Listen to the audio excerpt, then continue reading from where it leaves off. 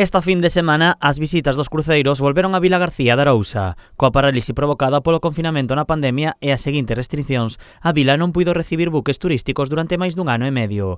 A boa evolución dos datos sanitarios, a vacinación e a relaxación das restricións permitiron que os cruceiros puidesen volver facer escala en Vilagarcía.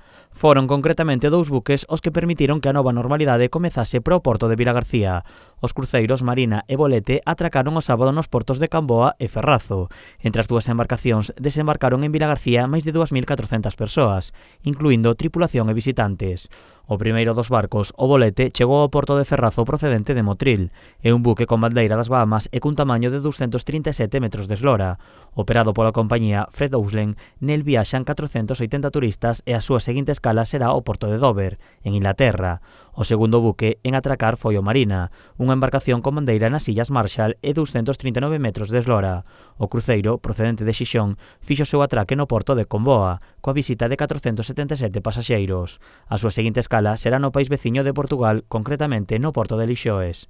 A escala de ambos buques supuxo a volta á actividade da visita de cruceiros turísticos a Vilagarcía. Por iso, o presidente da Autoridade Portuaria, José Manuel Coresturis, intercambiou cos capitáns unhas placas conmemorativas de bo protocolo. A escala permitiu aos visitantes coñecer Vilagarcía. Algúns tamén aproveitaron a oportunidade para visitar outras vilas próximas como Santiago de Compostela ou Pontevedra. A nota negativa da xornada foi o mal tempo, o que obrigou a acortar a visita dos 2 buques.